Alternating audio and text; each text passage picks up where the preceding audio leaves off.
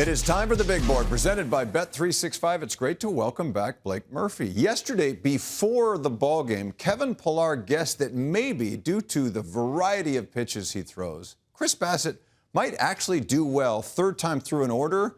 We learned that that might not be the case, and for the entirety of the team, apparently. Can you expand on that? Well, first of all, Kevin Pillar, smart guy, because Chris Bassitt has less of a third time through the order effect than his peers in the Blue Jays rotation. But this is something that this staff has struggled with all year. Now, every team struggles and has a worse ERA and a worse OPS allowed the third time through the order. But the effect the Blue Jays rotation sees is about double the league average in terms of OPS. You see a big jump in home run rate as well. That's the third highest home run rate the third time through an order, and this is particularly notable against left-handed hitters. Not a huge surprise there, given how righty-heavy the Jays' rotation is. Now, if we look at each pitcher individually, this applies to everyone except Bassitt. Bassitt sees his effect the second time through the order, so there's no real getaway spot there.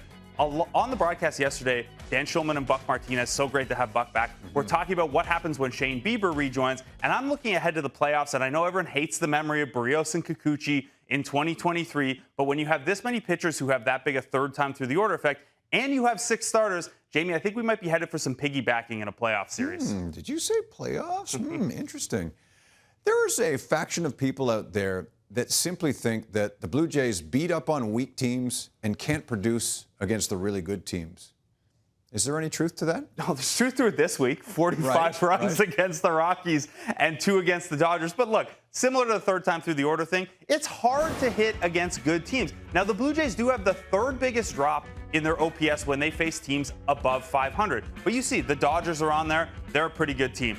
The Tigers and Rangers, they're pretty good teams. They see a big OPS drop as well. The most important thing is that the Blue Jays are winning against winning opponents. Only the Brewers have a better record against teams who are 500 or above.